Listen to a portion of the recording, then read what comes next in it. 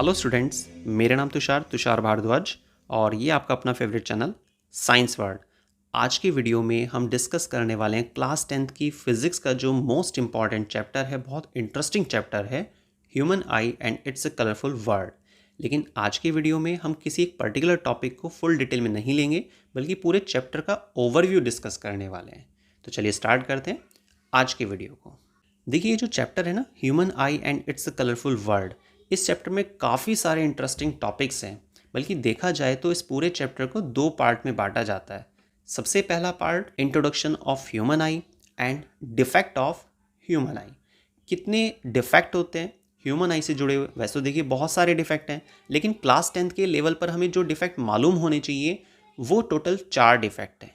उसको भी मैं आपको बताऊंगा अभी कि कौन कौन से डिफेक्ट हैं जो हमें यहाँ पर स्टडी करने होते हैं। ठीक है, बाकी ह्यूमन आई की एक स्ट्रक्चर भी आपको मालूम होनी चाहिए।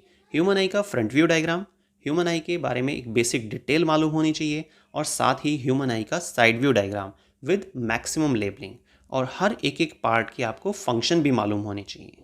ठीक है, तो ये सारी चीज़ें आपको फर्स्ट और सेकंड टॉपिक जो चैप्टर का फर्स्ट पार्ट है उसमें क्लियर करनी है। कि मैंने यहाँ पर वैसे ह्यूमन आई का डायग्राम भी बनाया हुआ है, और याद रखिएगा जब भी आप डायग्राम की प्रैक्टिस करते हैं तो ऐसे डायग्राम की प्रैक्टिस कीजिए जो हैंडमेड डायग्राम होता है। ठीक है, क्योंकि एग्जाम में भी आपको हाथों से ही डायग्राम बनाना होता है। ऐसा नहीं है कि आपको नेट कार्ड मिलेगा, प्रिंटर मिलेगा कि भाई चलो फटाफट से बढ़िया सी इमेज ढूंढो और उसका प्रिंट आउट निकाल दो।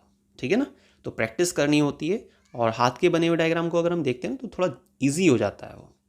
ये देखिए यहाँ पर मैंने मैक्सिमम लेबलिंग की हुई है। वैसे स्क्लेरा, कोरोइड, रेटिना, ये आंखों की 3 लेयर होती हैं। रेटिना इनरमोस्ट लेयर होती है, उसको खैर हम सेपरेट वीडियो में डिस्कस करेंगे फुल डिटेल के साथ। और यहाँ पर ये विट्रस ह्यूमर है, फोविया सेंट्रलिस है, ब्लाइंड स्पॉट, ऑप्टिक नर्व। तो इस तरह से सीलियरी बॉडी, सीलियरी मसल्स जिसको हम बोल देते हैं जनरली, ऑरस एरेटा होता है ना, कैनाल ऑफ सैलम है, upper eyelid, meibomian glands, eyelashes, cornea, aqueous humour, vitreous humour, iris, lens, pupil. तो बहुत सारे ऐसे लेबलिंग है जो आपको यहाँ पर ध्यान रखनी होती है, और हर एक एक पार्ट का फंक्शन भी आपको मालूम होना चाहिए। ठीक है ना। अब देखिए सेकंड टॉपिक जो मैंने आपको बताया था, फर्स्ट पार्ट का सेकंड टॉपिक, वो था डिफेक्ट ऑफ ह्यूमन आई। देखिए वैसे तो हमारी आंखों से जुड़े हुए बहुत सारे डिफेक्ट होते हैं, लेकिन क्लास 10th के लेवल पर आपको कम से कम 4 डिफेक्ट तो मालूम होने ही चाहिए। मैंने यहाँ पर वैसे 5 लिखे हुए हैं नोट्स में। अब वो 4 डिफेक्ट कौन कौन से हैं नोट कीजिएगा उसको। Number first, myopia. मायोपिया एक वो डिफेक्ट होता है जिसमें हमें पास की चीज़ें तो क्लियर दिख जाती हैं, पर लेकिन दूर की चीज़ें क्लियर नहीं दिख पाती हैं। अब मायोपिया का एक और नाम भी होता है, नियर साइटेडनेस। इस नाम को सुनने पर तो है ना बड़ा कन्फ्यूज़न होता है ना, क्योंकि नियर साइटेडनेस सुनने पर ऐसा लग रहा है जैसे नज़दीक की चीज़ें नहीं दिखेंगी, पर उल्टा होता है। नज़दीक की चीज़ें दिखती हैं और दूर की चीज़ें क्लियर नहीं दिखती हैं। थोड़ा सा समझ में आया? क्योंकि हम ओवरव्यू लेकर चल रहे हैं, इसलिए मैं आपको ज़्यादा डिटेल में नहीं एक्सप्लेन कर रहा हूँ। ठीक है, देखिए कोई भी आप चैप्टर शुरू करते हैं ना, उसका ओवरव्यू आपको मालूम होना बहुत ज़रूरी है। सबसे पहले तो देखिए क्या होता है ना, कोई भी मूवी भी अगर लॉन्च होती है तो उसका पहले टीज़र वगैरह आता है, फिर ट्रेलर आता है ना, इससे एक अलग अलग सीक्वेंस होती है। तो उससे क्या हमें थोड़ा थोड़ा आइडिया हो जाता है कि भाई इस मूवी में हमें क्या क्या मालूम होने वाला है। ठीक है, ऐसे ही सेम क्या होता है, कोई भी चैप्टर आप पढ़ने जा रहे हैं, एसएसटी का हो, हिंदी का हो, इंग्लिश का हो, मैथ्स का, साइंस का, तो सबसे पहले आप ओवरव्यू ज़रूर समझिए। एक रफली थोड़ा थोड़ा आइडिया ले लीजिए कि इस चैप्टर में क्या क्या चीज़ें आपके सामने आने वाली, और यही हमारे आज की वीडियो का टारगेट भी है। क्लियर? चलिए खैर, तो फर्स्ट डिफेक्ट आपको क्लियर हो गया होगा, थोड़ा सा पता चल गया मायोपिया होता क्या है।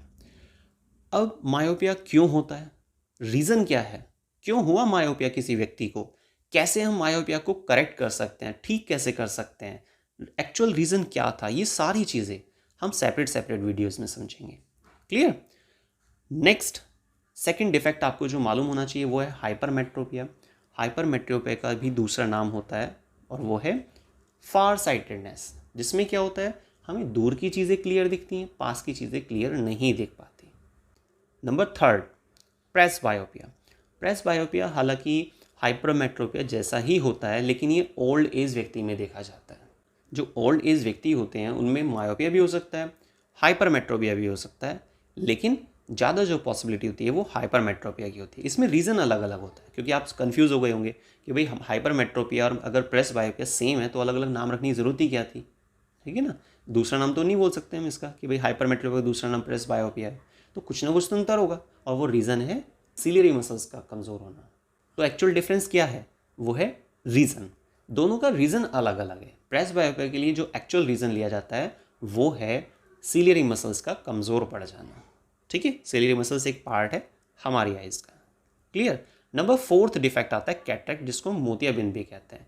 कैटरेक्ट देखिए इसमें एक्चुअली क्या होता है ना कि हमारे आँखों में जो लेंस लगा होता है ना, उसके जस्ट ऊपर की तरफ एक पार्ट जहाँ पे एक्वस ह्यूमर होता है और उसी के जस्ट बाहर की तरफ होती है कॉर्निया।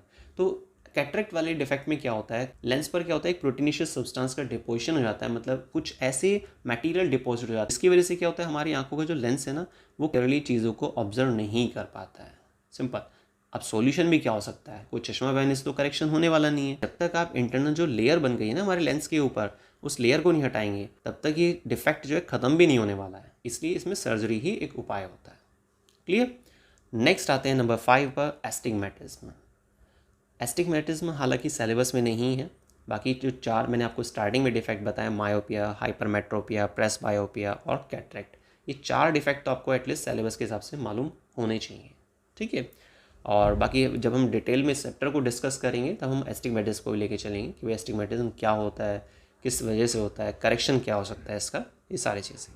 अब आते हैं चैप्टर के सेकेंड पार्ट में, वो है रिफ्रैक्शन थ्रू अ प्रिज्म। अब देखिए रिफ्रैक्शन थ्रू अ प्रिज्म में क्या करना होता है, हमें एक सिंपल डायग्राम बनाना होता है। उस डायग्राम के ज़रिए ही हम समझ सकते हैं कि भाई कैसे क्या होता है रिफ्रैक्शन थ्रू अ प्रिज्म। एक ट्रायंगुलर स्ट्रक्चर होती है, उस ट्रायंगुलर स्ट्रक्चर से जब आप रेज को पास आउट करते हैं वो तो रेज बेंड हो जाती हैं मीडियम में आने वाले बदलाव की वजह से। ठीक है, तो उसको बोलते हैं रिफ्रैक्शन थ्रू अ प्रिज्म। क्योंकि लाइट चैप्टर में हमने रिफ्रैक्शन को बहुत अच्छे से समझा था। ठीक है, हमने काफ़ी ज़्यादा एक्सप्लेन किया था उसमें कि रिफ्रैक्शन एक्चुअल में होता क्या है। आपने वीडियोस को ज़रूर देखा होगा रिफ्रैक्शन से रिलेटेड जो थी, या लाइट चैप्टर से जो रिलेटेड थी। और अगर नहीं देखा है तो लाइट चैप्टर की जो कंप्लीट प्लेलिस्ट है उसका लिंक मैं आपको डिस्क्रिप्शन बॉक्स में दूंगा, वहाँ से भी आप उसको देख सकते हैं। ठीक है, चलिए खैर आगे चलते हैं। तो refraction through a glass prism, ये चीज़ आपको क्लियर हो गई है। नेक्स्ट टॉपिक आता है रेनबो। रेनबो भी काफ़ी अच्छा टॉपिक है, हालांकि ज़्यादा चांसेस नहीं होते इसके एग्ज़ाम में आने की, पर फिर भी रेनबो कब बनता है, क्या कंडीशन है जिसमें रेनबो जनरेट होता है ना, तो कुछ ऐसी चीज़ें आपको मालूम होनी चाहिए। और रेनबो क्या रिफ्रैक्शन की एक एप्लीकेशन है या फिर हमें इसे रिफ्लेक्शन का यहाँ पर यूज़ होता है, तो ये सारी चीज़ें भी आपको इस टॉपिक के अंदर क्लियर होनी चाहिए। ठीक है। नेक्स्ट फिर आपका एक टॉपिक आएगा, star seems higher than they actual are. देखिए क्या होता है, जहाँ पर आप स्टार को देख रहे हैं है ना, नाइट में जब आप स्टार को ऑब्जर्व करते हैं, किसी भी स्टार को ऑब्जर्व करते हैं, तो जहाँ आपको वो स्टार दिखाई दे रहा है ना, तो वास्तविकता देखिए क्या है, स्टार वहाँ पर नहीं है ना, उससे थोड़ा नीचे होते हैं।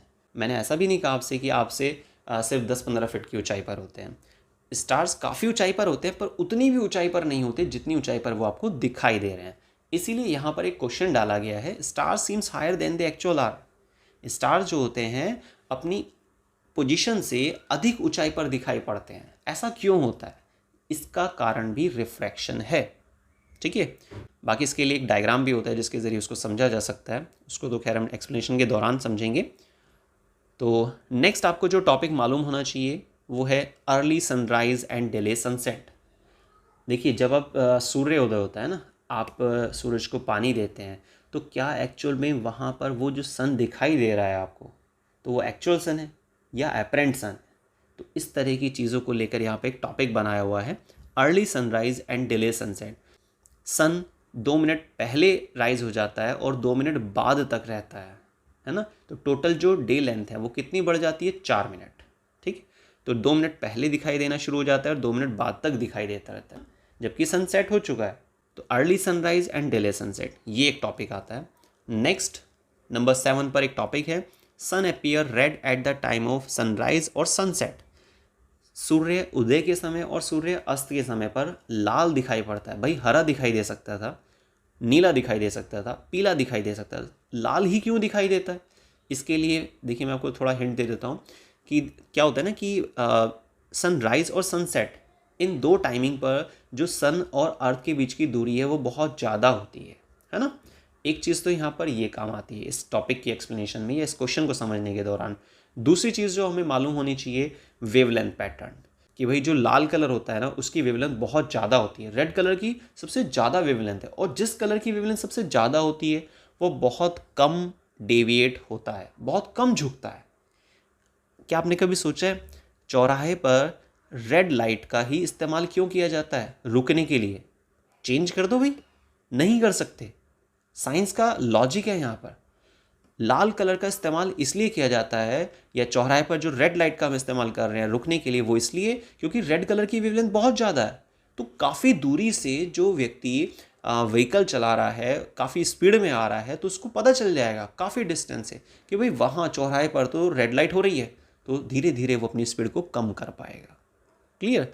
तो ये जो मैंने आपको एक एग्जांपल दिया है, इसी तरह से sun appear red at the time of sunrise and sunset, इसके भी एक्सप्लेनेशन है। एक एक टॉपिक को हम डिटेल में समझेंगे सेपरेट सेपरेट वीडियोस में, जो बहुत जल्दी आपके पास आने वाली हैं। अब कैसे पता चलेगा कि कब कौन सी वीडियो अपलोड की जा रही है? उसके लिए आपको थोड़ा सा फेवर करना है, थोड़ा सा सपोर्ट करना है। चैनल को सब्सक्राइब कीजिएगा, और सब्सक्राइब करने के बाद बेल आइकन पे प्रेस कीजिए और ऑल पर क्लिक कीजिएगा, जिससे कि जब भी कोई वीडियो अपलोड होती है तो आपके पास नोटिफिकेशन पहुंचे और आप उस वीडियो को देख सकें। क्लियर? चलिए खैर आगे चलते हैं। और हाँ, एक और चीज़, वीडियो अगर पसंद आ रही है, आपको टॉपिक समझ में आ रहा है, आपको लगता है कि आपके लिए काफ़ी बेनिफिशियल वीडियो है, काफ़ी फ़ायदा देने वाली वीडियो को लाइक ज़रूर कीजिएगा और अपने सभी फ्रेंड से शेयर कीजिएगा। चलिए खैर आगे देखते हैं। नेक्स्ट नंबर 8 टॉपिक आता है स्काई अपीयर्स ब्लू। अब भाई आसमान नीला दिखाई देता है ना? पर ऐसा क्यों? इसके लिए देखिए लॉजिक क्या है। यहाँ पर भी विबग्योर का एक पैटर्न, देखिए विबग्योर के बारे में तो आपने सुना ही होगा। विबग्योर क्या होता है? एक सीक्वेंस होती है ना, वी सबसे नीचे और आर सबसे ऊपर, VIBGYOR। तो ये जो 7 लेटर्स है ना, ये 7 अलग अलग कलर है। वायलेट सबसे नीचे रहता है और रेड सबसे ऊपर होता है। सबसे ऊपर जो कलर आता है उसकी वेवलेंथ सबसे ज़्यादा होती है, और वायलेट कलर जो होता है उसकी वेवलेंथ सबसे कम होती है। ठीक है? तो नीचे से ऊपर की तरफ जाने पर लगातार वेवलेंथ बढ़ती जा रही है। ठीक, ये एक तरह का स्पेक्ट्रम होता है ना, एक सीक्वेंस होती है। चलिए खैर, तो इस विबग्योर के पैटर्न के आधार पे बहुत सारे क्वेश्चंस क्लियर होते हैं। अब यहाँ पर जो क्वेश्चन डाला हुआ है, एक टॉपिक आ रहा है आपके सामने, स्काई अपीयर ब्लू। तो आसमान नीला क्यों दिखाई देता है? सबसे पहली तो चीज़ आप ये सोचिए ना, जो स्काई है, क्या वो एक पॉइंट ऑब्जेक्ट है या लार्ज साइज ऑब्जेक्ट है? सीधा सा आंसर है, आप कमेंट कीजिएगा कि ये पॉइंट साइज ऑब्जेक्ट है स्काई या लार्ज साइज ऑब्जेक्ट है। सीधी सी बात है, स्काई पॉइंट साइज ऑब्जेक्ट नहीं है, एक लार्ज साइज ऑब्जेक्ट है। और लार्ज साइज ऑब्जेक्ट को देखना अगर हम चाहते हैं तो उसके लिए कौन सा कलर रेस्पॉन्सिबल होगा? ज़्यादा फैलने वाला या कम फैलने वाला? और ज़्यादा कौन सा कलर फैलता है? वायलेट, इंडिगो और ब्लू, हालांकि तीनों का मिक्सचर होता है, वायलेट भी कह सकते हैं, ठीक है, या डायरेक्ट ब्लू भी बोल सकते हैं, क्योंकि ब्लू की इंटेंसिटी थोड़ा ज़्यादा होती है। रेड कलर सबसे कम फैलता है, ठीक है, वो ज़्यादा डिस्टेंस कवर करता है पर फैलता कम है। तो अब आप कमेंट करके बताइए, छोटा सा क्वेश्चन मैं आपको दे रहा हूँ, आप कोशिश कीजिएगा, बहुत आसानी से बता सकते हैं। पहले ध्यान से सुनिएगा, जो भी मैंने आपको एक्सप्लेनेशन दी है उसी के आधार पर आप कमेंट कीजिएगा कि भाई स्काई को हम ब्लू क्यों कह रहे हैं, आसमान नीला क्यों होता है, इसका क्या एक्चुअल कारण है। ठीक है, 2 लाइनों में एक्सप्लेन करके मुझे ज़रूर बताइएगा। चलिए खैर आगे चलते हैं अब नेक्स्ट टॉपिक पर। क्लाउड्स अपीयर वाइट, बादल सफ़ेद दिखाई देते। जब आप ये समझ जाएंगे कि भाई आसमान नीला क्यों दिखाई पड़ रहा है, तो बादल सफ़ेद क्यों दिखाई पड़ रहे हैं, ये भी आपको क्लियर हो जाएगा। तो इस तरह के बहुत सारे इंपॉर्टेंट टॉपिक्स हैं, काफ़ी अच्छे इंटरेस्टिंग, बहुत मज़ेदार टॉपिक्स हैं इस चैप्टर के अंदर। तो ये जितने भी आपने टॉपिक्स अभी ओवरव्यू में समझे हैं, काफ़ी हद तक आपको वैसे समझ में आ गए होंगे, है ना? ये चीज़ भी आप कमेंट करके बताइएगा कि टॉपिक्स कितने % आपको समझ में आए। थोड़ा थोड़ा तो आइडिया हो ही गया होगा। बाकी जितने भी टॉपिक आज की वीडियो में आपको मालूम हुए हैं, human I and it's a colourful world chapter के, इन सभी टॉपिक पर बहुत जल्द सेपरेट वीडियोज़ आने वाली है। और कैसे पता चलेगा आपको वीडियोज़ अपलोड हो चुकी है, इसका तरीका भी मैंने आपको बताया था, ठीक है ना? तो वीडियो अगर पसंद आती है तो उसको लाइक शेयर सब्सक्राइब करना मत भूलिएगा। मिलते हैं नेक्स्ट वीडियो में साइंस के एक नए टॉपिक के साथ। वीडियो को स्टार्टिंग से लास्ट तक देखने के लिए बहुत बहुत धन्यवाद। इसी तरह सपोर्ट करते रहिए साइंस वर्ल्ड चैनल को। थैंक्स।